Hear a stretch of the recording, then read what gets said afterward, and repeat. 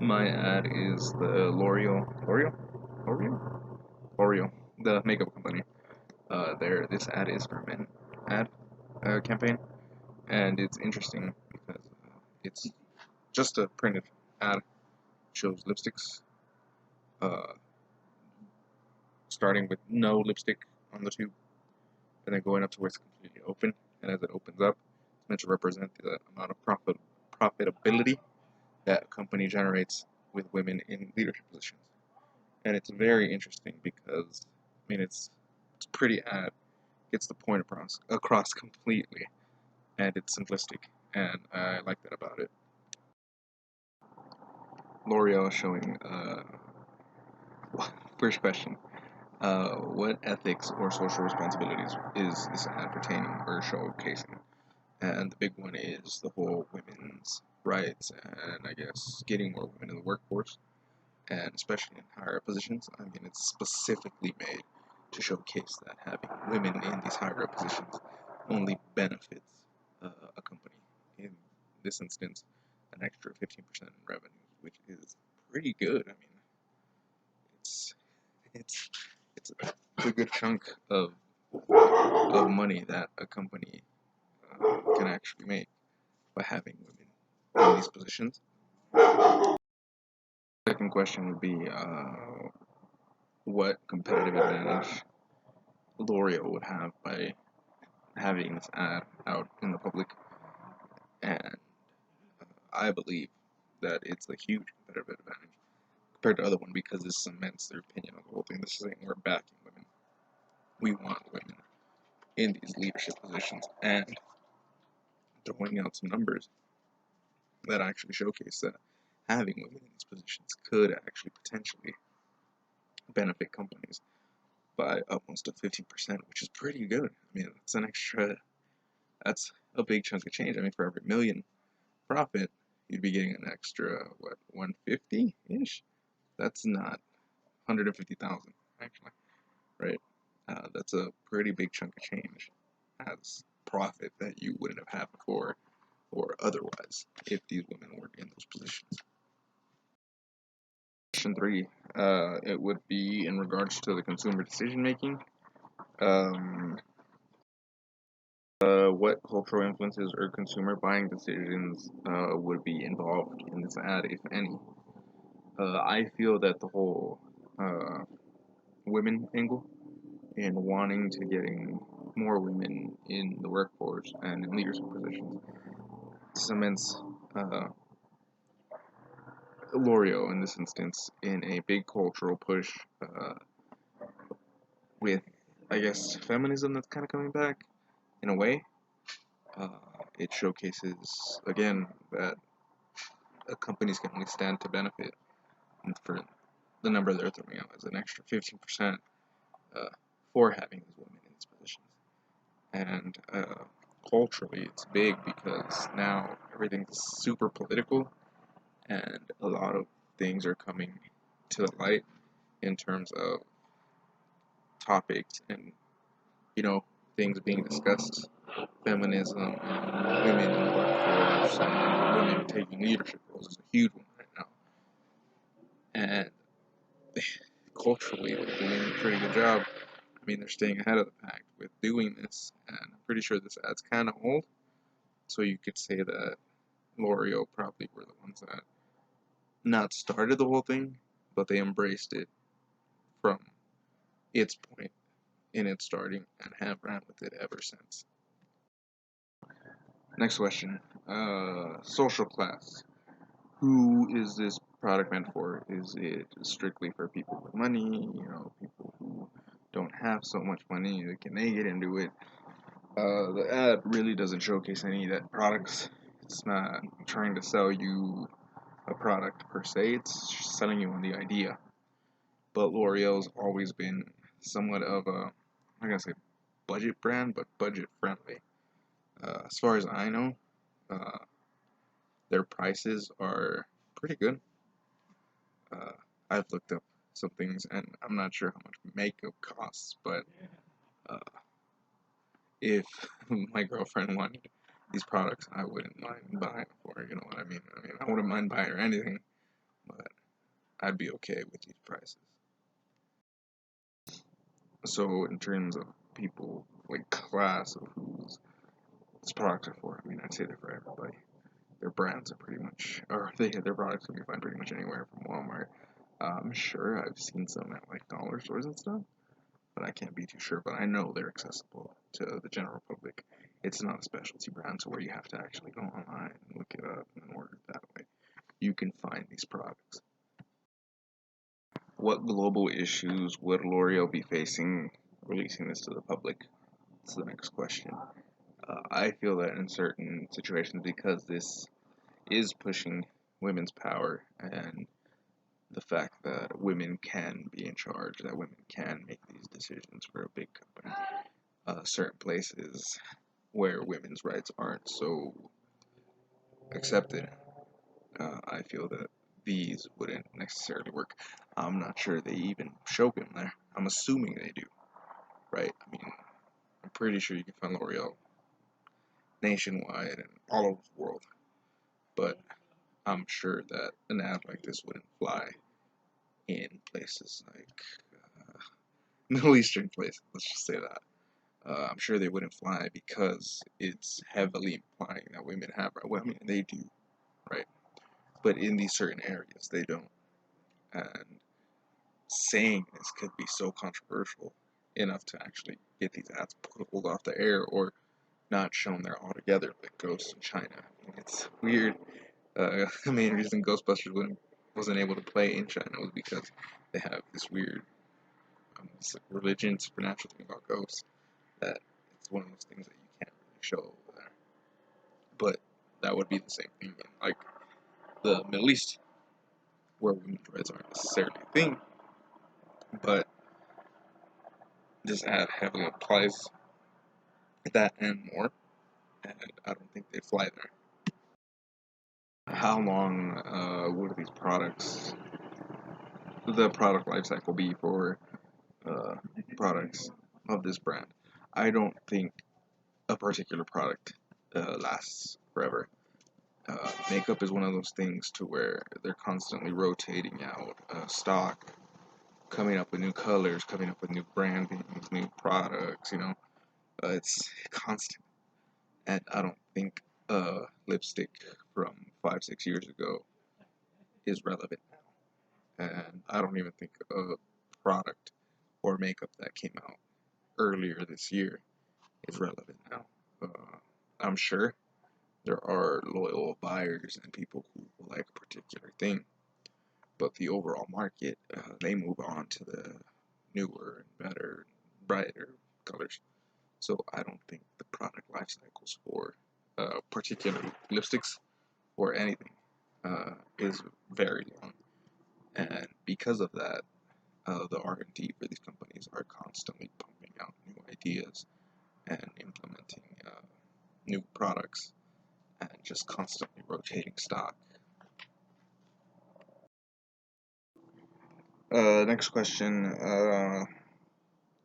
Supply chain management. How well is L'Oreal in terms of how they, plan and do all their supply chain? How well is it? This is actually pretty cool because if you look it up, L'Oreal has one of the best supply chains in terms of the index pertaining to supply chains. They're number two. Uh, like L'Oreal is one of the biggest uh, companies in this industry, and they beat out everybody in terms of their numbers, selling $26 billion around there of products annually. And they're one of the biggest, they're the best, constantly winning awards. There's a specific award that they get out for supply chain, and they've won it pretty much for a decade straight. That says a lot. They are also one of the companies that fully embraces globalism, which is great in terms of like growth and stuff because it gets their name out there. They can be found around the world. Their products are made around the world, and their focus seems to be on the consumer and getting them the best deals possible, which is great.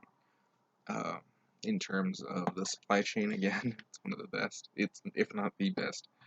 Uh, they just have everything well managed. It's hard to find fault in what L'Oreal's doing, and it shows that in the numbers and everything I was able to look up.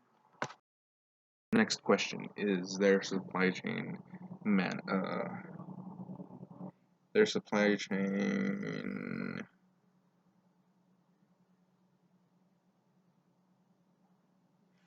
does it help longevity?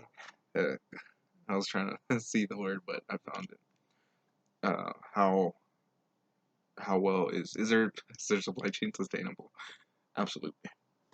They get things out constantly. They're processing things. They're getting all their raw materials. They're making their products around the world. If something happens in one plant, it wouldn't affect what happens in the other. Just constantly pumping out products, and it shows. I mean, they're probably the biggest makeup company right now, and they're making so much money, so much, and I don't see any of that diminishing, especially the returns. I mean, their profits are great. Uh, their products are budget friendly, like I had said. They're doing a really good job for what they are. Question: what goals are they trying to accomplish for this advertisement? That's easy. The goals for this particular advertisement was this is for men only, is to showcase that women can and should be in leadership positions in any company, not just makeup, and that having these women uh, be the front runners and the higher ups in these companies could only benefit the companies. Again, they throw out this number of the 50% extra profits. I can't find anything to dispute it, and a lot of people seem to think that this is true. I mean, L'Oreal put it in their ad. I mean, ads are trying to sell an idea, but I don't think uh, it'd be right to make such assumptions and then just put it out there. But a lot of people think that this is true. I mean, women should be in higher positions. I don't see why they wouldn't. Whether they make potentially 15% more profits by having them. I mean, if that were the case, shouldn't companies be exclusively women ran? I mean, if the numbers are there, I'm not sure. Uh, but the ad for sure pushes this idea, and it does it very well. I mean, visually, again, with the tubes, goes from empty to completely open, slowly progressing to inevitably get to that 50% mark. It gets the point across. I mean, this is literally says this ad is for men, so they can see whole patriarchy thing. It's honestly a pretty good ad. It's visually pretty, gets the point across, very well made. What creative decisions were made or taken to get this ad out? Uh, Another easy one. This ad is print only, assuming I was only able to see it print. So a long time ago in the doctor's office, said, "Oh, this looks nice," because it does, gets the point across. Uh, Lipstick, very recognizable. Literally, you think makeup, you think lipsticks, right? I mean, you you could think of other ones, but I can't name anything. Eyeliner, but lipstick's completely recognizable. It's something that I'm assuming everybody would use. Anybody who buys makeup is gonna have lipstick, right? Uh, it does the imagery empty, and it goes to full or open. Great, great ad. Um, Again, the colors, it's vivid, it's red. Uh, it's a pretty ad. You see this. This is an ad for men. The more women in leadership roles, we are all worth it. it goes 10, 20, and then 30%, and then it's it's really it's really a nice ad. It's pretty eye-catching. I mean, you look at it, it's a big red page. You see your lipsticks, big bold letters. This ad is for men, right? Uh, just literally, they're given freedoms to talk about whatever they wanted in this ad. They took it, they ran with it, they made it political in a good way. In a good way. It's subtle. It's not in your face about it. Uh, I don't see how anybody would see anything wrong with this ad. It's beautiful.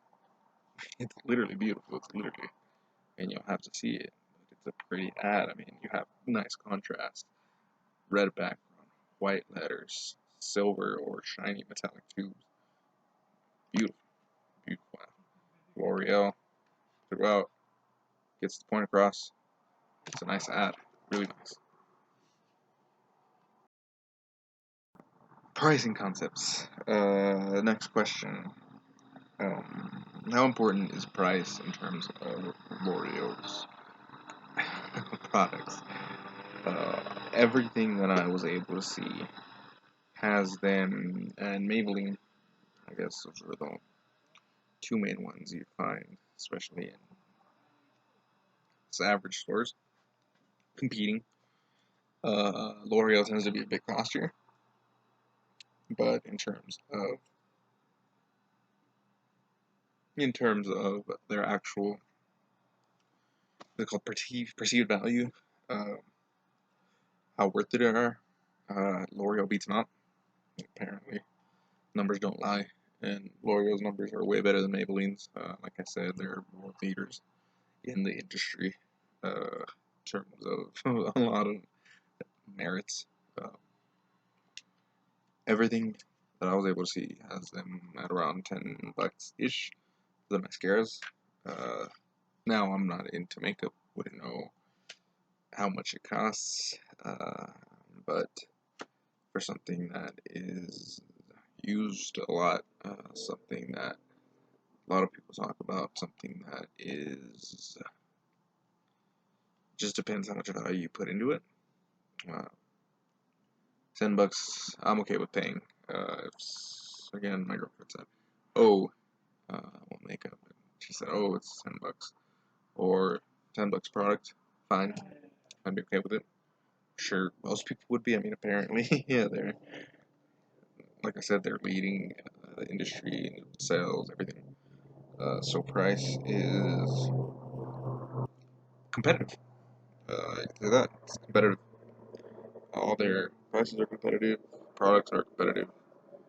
Uh, Articles saying, "Oh, Maybelline and L'Oreal have hit and misses like everything," but when it works, it works, and when it works, people don't mind buying, and people don't mind paying that extra cost uh, towards L'Oreal instead of Maybelline. Uh, you gotta think they're doing something right if they're industry leaders, and their prices have to be pretty competitive. They're gonna be up there, right? Uh, they can't be too cheap because then nobody will want them. Right? Nobody they want the better ones, right? I mean, the whole concept of what's cheap and what's not. I mean, it's really perceived value. If people talk about it more, if it seems more exclusive, people are gonna want it. Supreme, perfect example. It's a streetwear brand. Not that nice, but there's hype behind it. There's a perceived value behind it, and the flash sales sell out quick because people think they want it. And what happens is that they upsell it later. They buy a lot, and sell it aftermarket. And yeah, same thing with Maybelline or L'Oreal. Uh, it's, a, it's a good competitive brand. Prices competitive, products competitive. There's not much more to say. Uh, their prices are, I'm not gonna say they're all over the place, but they do sell products industry leaders again, and you can't knock them for it.